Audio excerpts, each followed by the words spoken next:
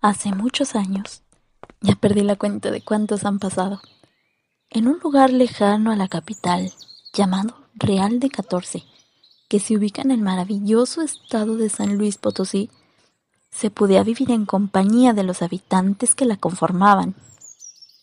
Convivir entre flora y fauna de la región misma que se conformaba por la típica población vegetal de las zonas templadas áridas, matorral, espinoso, isotal, cardonal y pastizal, y de algunos animales como víboras, liebres y algunas aves de rapiña como los opilotes, mismos que era común verlos en cualquier área cercana.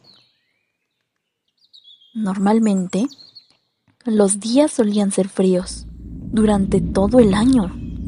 En ocasiones eran sorprendentes, pues se podía ver la nieve caer haciendo desde un lugar más hermoso. Sin embargo, esto no impedía que las familias lograran subsistir, porque lo hacían con base en las actividades económicas de su región, las cuales iban desde la ganadería, con cabras, cerdos, vacas, toros y bueyes, hasta la agricultura, con la siembra y cosecha de maíz, alfalfa, frijol, sorgo, cebada y jitomate. Parece ser un lugar que no tiene nada fuera de lo normal, pero no es así. Por parte de algunas de las personas más viejas de ese lugar, se pueden escuchar relatos que evocan a características muy específicas de la parte central de nuestro país. Tal es el caso de la señora Margarita. La primera vez que la conocí fue cuando yo era turista.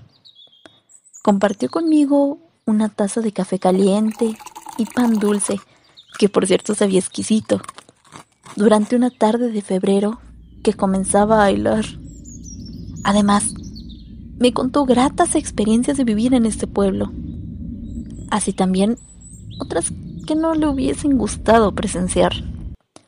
En ese entonces tenía más de 50 años de habitar ahí. Casi toda su vida lo ha hecho. Ay, me da mucho gusto que vengan personas a conocernos. Bueno, a este pueblo hermoso.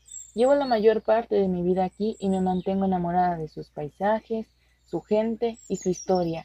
En verdad, nunca dejan de sorprenderme. Fue muy amable al invitarme por algunos instantes en su humilde morada. Realmente era cómodo y calientito para pasar un rato conversando. Me sentía muy alegre por la singularidad con la que me trató.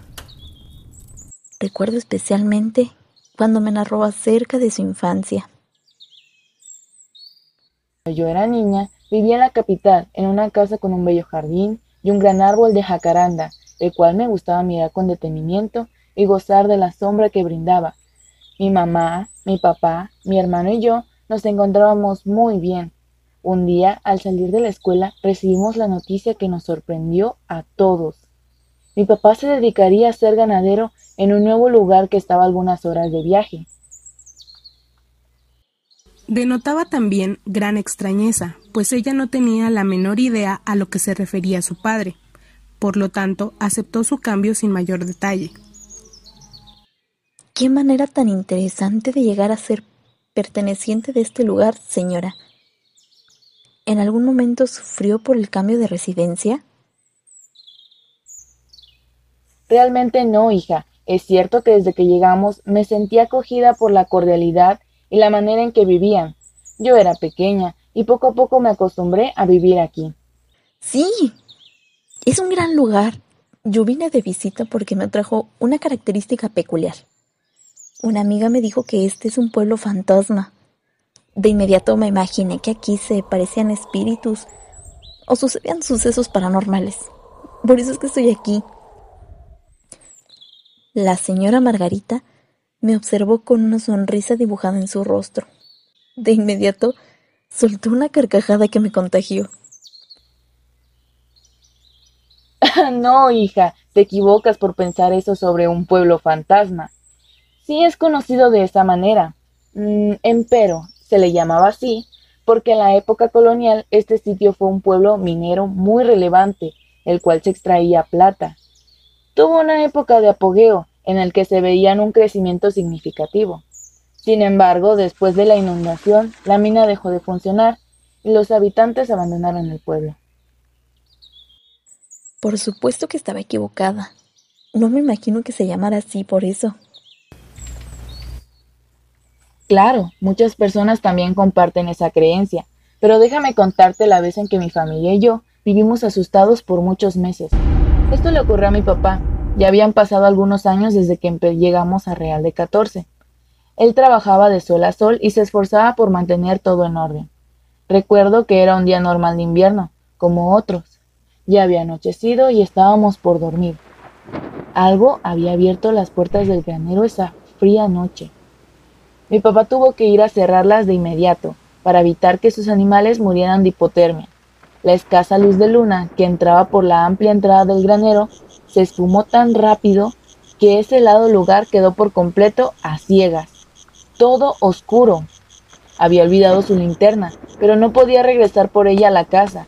Lo que más le interesaba ahora era que sus animales estuvieran bien. Empezó a revisar cada corral, logrando caminar por el lugar sin chocar con nada, pues conocía de memoria el viejo granero. Se acercó al pequeño corral de los cerdos.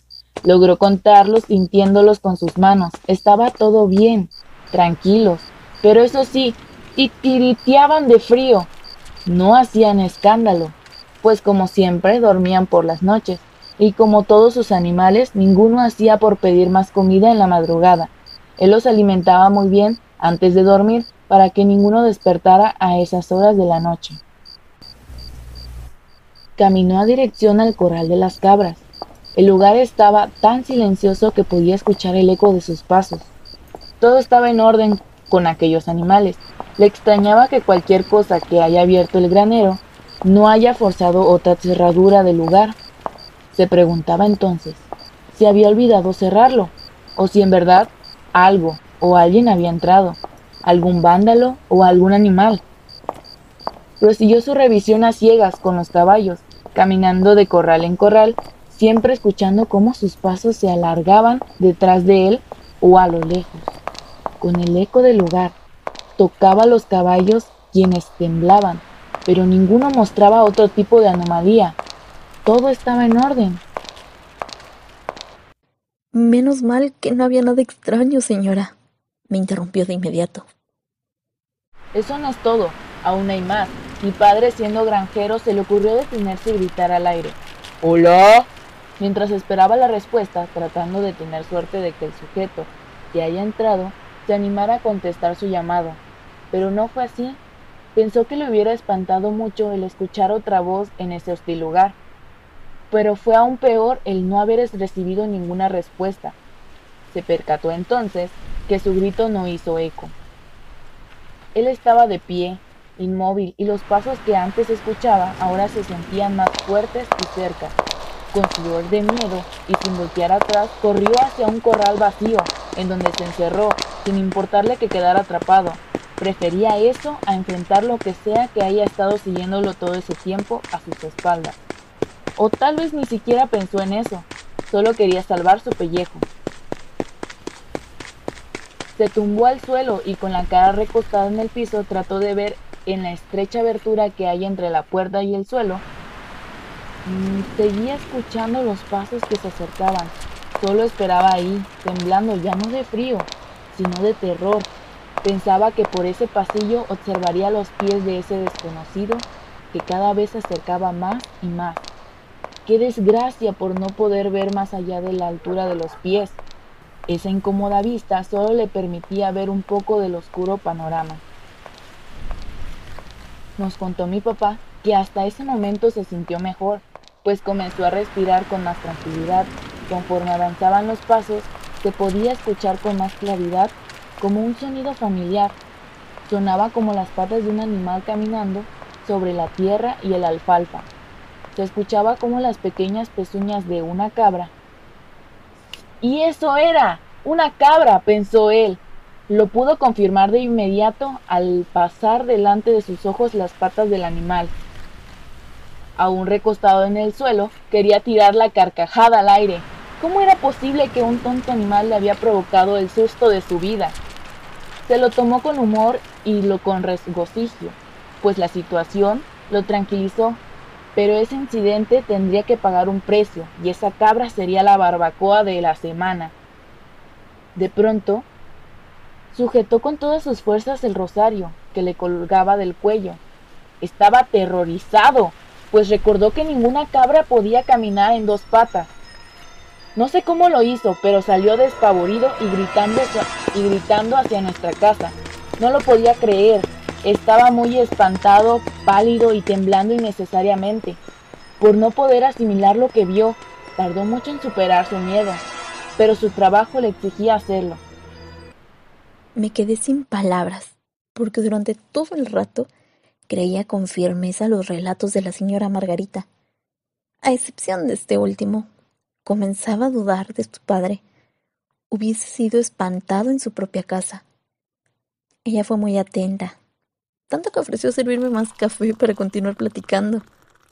Hubo un silencio extenuante. Muy cortés se dirigió hacia su cocina, desde donde me prepararía el café. Lentamente, su caminar generó un pequeño galope que me enfrió la sangre. Ahora vivo aquí, en Real de 14.